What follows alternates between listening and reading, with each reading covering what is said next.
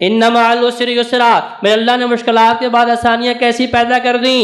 اب رب تحفے دے رہے ہیں، کہا ایک نیکی پہ اجر و ثواب 10 شروع ہو رہا ہے، 700 گنا تک جا رہا ہے۔ اور اس کے مقابلے میں جب انسان جو ہے، جب مسلمان گناہ کا ارادہ کرتا ہے، فرشتوں نے کہا یا اللہ وہ بھی نوٹ کر لیں، کہا نہیں ابھی صرف ارادہ کیا ہے، ممکن ہے کہ میرا خوف اسے روک دے، ممکن ہے میرا ڈر اسے روک دے۔ جب ارادہ کیا ہے نہیں لکھنا، جب تک کر نہیں لیتا یا کسی کے سامنے اظہار نہیں کر لیتا۔ آپ گناہ کا اقرار کرتے ہیں لوگوں کے سامنے بھی، میں نے فلاں کام کرنا ہے، اگر دل کے اندر پوشیدہ ہے تو رب نہیں پوچھے گا، کیونکہ فرشتوں نے لکھا ہی نہیں۔ لیکن جب آپ نے کر لیا یا آپ نے کرنے سے پہلے لوگوں کو بتا دیا، اب وہ فرشتوں نے لکھ لیا ہے، اب وہ نامہ اعمال کے اندر آپ کی برائی لکھ دی گئی ہے۔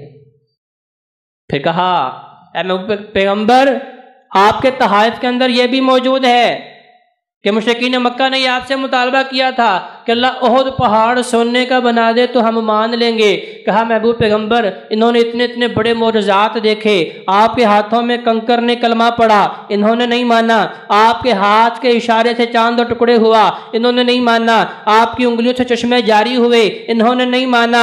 ہمارے لیے مشکل نہیں ہے کہ احد پہاڑ چھوڑ کے ساری کائنات سونے کی بنا سکتے ہیں، لیکن محبوب پیغمبر انہوں نے نہیں ماننا۔ ہم آپ کو تحفہ کیا دیتے ہیں؟ آپ کی امت کے لیے توبہ کا اتنا بڑا وسیع و عریض گھر بنا دیا، جس کا دروازہ زمین سے لے کے آسمان تک کا جتنا خلا ہے اتنا اس کا دروازہ ہے۔ اندازہ لگائیں وہ گھر کتنا ہے۔ کہا جب تک سکرات موت طاری نہیں ہوتے یا سورج مشرق کی بجائے مغرب سے نہیں نکلتا، جب تک رب کے باغی، رب کے نافرمان رب سے توبہ کرتے رہیں گے، ہم ان کی خطاؤں کو معاف کرتے رہیں گے۔ سورہ بقرہ کی آخری 2 آیات وہ تحفہ نے دے دی، جو کہ اللہ کا الحاکمین کو پتہ ہے۔ اس روئے زمین پہ شیاطین جو ہیں ہمارے جسم میں ایسے گردش کرتے ہیں جیسے خون چلتا ہے۔ فرمایا شیاطین کے اثرات کی وجہ سے لوگ جادو اسیب کے اثر انداز بھی ہوں گے، نظر بد بھی چلے گی۔ جو لوگ سورہ بقرہ کی آخری 2 آیات رات سونے سے پہلے پڑھ کے سوئیں گے، ان کے اوپر کسی قسم کا جادو اسیب نہیں چلے گا۔ کسی طبیب کے پاس جانے کی ضرورت نہیں، کسی عامل کے پاس چکر لگانے کی ضرورت نہیں۔ اگر آپ سمجھ رہے ہیں کہ آپ کے معاملات کے اندر خیر نہیں ہو رہی، برکت نہیں ہو رہی، آپ سمجھ رہے ہیں کہ جادو کا وار چل چکا ہے، آپ سمجھ رہے ہیں نظر بد چل چکی ہے، وہ بہترین تحفہ جو اللہ کا الحاکمین نے سدرۃ المنتہا پہ بلا کے دیا، سورہ بقرہ کی آخری 2 آیات، کہا انہیں اپنا معمول بنا لیں، اللہ ہر قسم کے جادو کو ختم کر دے گا۔ پھر اللہ کا الحاکمین نے جنت دکھائی، کتنی عالی شان جنت۔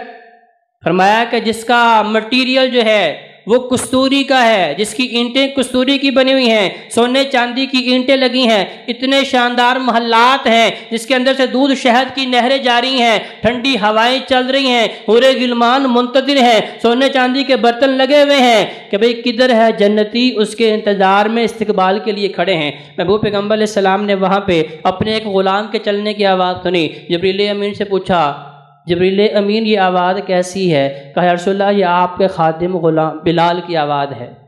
کہا وہ تو زمین پہ چل رہا ہے۔ کہا اس نے رب کو اتنا راضی کیا ہے، اس کا مطلب کیا ہے؟ وَرَفَعْنَا لَكَ ذِكْرَكَ، اللہ نے ذکر جو ہے صرف اپنے محبوب پیغمبر کا ہی بلند نہیں کیا، بلکہ جس کا بھی تعلق محبوب پیغمبر کے ساتھ مضبوط ہو جائے گا، اللہ اس کے ذکر کو بھی بلند کر دیں گے۔ محبوب پیغمبر علیہ السلام نے آ کے پوچھا بلال ایسا کون سا خاص کام ہے جو تم کرتے ہو؟ چلتے مدینے کی گلیوں میں ہو، چلنے کی آوازیں جنت میں فرشتے سنتے ہیں۔ یا رسول اللہ میں جب بھی مسجد میں داخل ہوتا ہوں پہلے وضو کرتا ہوں اور 2 رکعت جو ہے تحیۃ المسجد کی ادا کر کے پھر بیٹھتا ہوں۔ یہ بلال وہ ہیں جن کا سونا بھی مسجد میں، جن کا رہنا بھی مسجد میں، جو مؤذن رسول ہیں، تو گویا کہ مسجد میں داخل ہونا بار بار ان کا ہوتا ہے۔ اس کا مطلب یہ ہے کہ وہ جب بھی ان کا وضو ٹوٹتا ہے پہلے وضو کرتے ہیں اور تحیۃ المسجد ادا کر کے بیٹھتے ہیں، اس کے بعد کسی بات میں مصروف ہوتے ہیں۔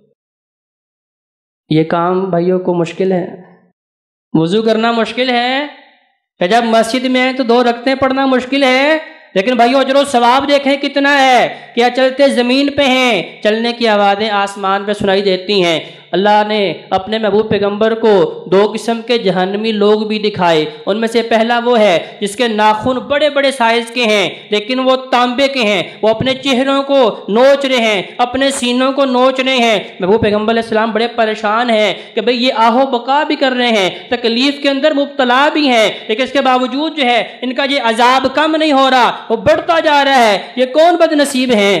جبریل امین نے کہا، یا رسول اللہ آپ کی امت کے وہ لوگ جو غیبت کیا کرتے تھے،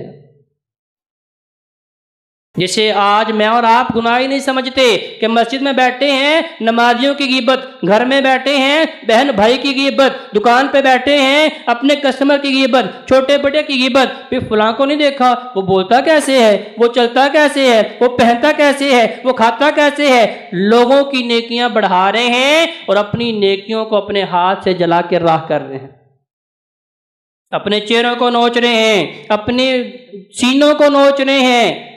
کون لوگ؟ فرمایا جو دنیا میں چلتے پھرتے اپنے مسلمان بھائیوں کا گوشت کھا رہے ہیں، اتنا بڑا وبال۔ اور دوسرے وہ لوگ فرمایا جہنم کے سب سے نیچے گڑھے میں انہیں گرایا گیا ہے اور بڑی بڑی لوہے کی کینچیوں سے وہ اپنی زبانوں کو خود کاٹ رہے ہیں۔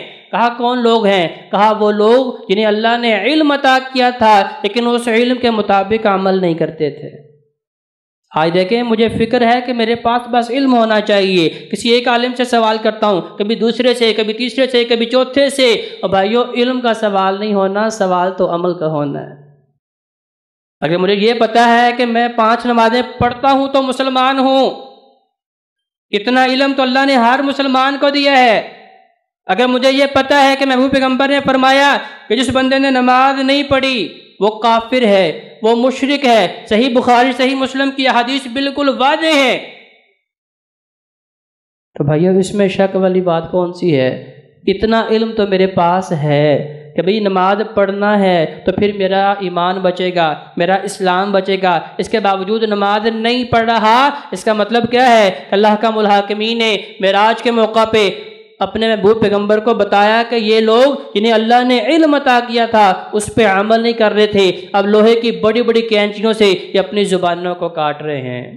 تو بھائیو مقصد معراج کیا ہے؟ کہ جو اللہ کا الحاکمین نے محبوب پیغمبر علیہ السلام کو تحفے دیے ہیں وہ تحفے صرف اپنے حبیب کو نہیں دیے بلکہ محبوب پیغمبر کی لاڈلی قوم کے لیے دیے ہیں کہ آپ بھی 5 نمازیں پڑھتے رہیں گے، آپ کا ایمان محفوظ رہے گا، رب کی خوشنودی جو ہے، رب کی رحمت، رب کی برکت، رب کی سلامتی جو ہے آپ کے جان مال کے اندر رہے گی، آپ کے گھر بار کے اندر رہے گی۔ اگر آپ چاہتے ہیں رب کا تقرب جیسا رب نے اپنے محبوب پیغمبر کو دیا ہے وہ کیسے ملے گا؟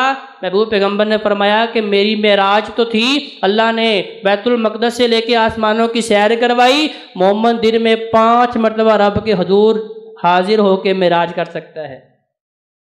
الصلاۃ معراج المومن، نماز مومن کی معراج ہے، محبوب پیغمبر کی آنکھوں کی ٹھنڈک ہے، ایمان کی نشانی ہے۔ تو بھائیو ترک نماز کے بارے میں تو فقہا نے یہ بھی کہا ہے کہ اسے مسلمانوں کے جنازگاہ میں یا قبرستان میں دفن بھی نہیں کرنا چاہیے۔ تو بھائیو بڑے افسوس کی بات ہے، آئے میں اور آپ اپنی اصلاح کر لیں، واقعات میں سے جو سبق آموز چیزیں ہیں انہیں حاصل کر لیں۔ اللہ نے علم کا سوال نہیں، اللہ نے عمل کا سوال کرنا ہے۔ رب کے حضور التجا ہے کہ اللہ ہمیں صحیح معنوں میں قرآن اور نبی علیہ السلام کے فرمان کو پڑھنے کی، سمجھنے کی اور اس کے مطابق عمل کرنے کی توفیق عطا فرمائے۔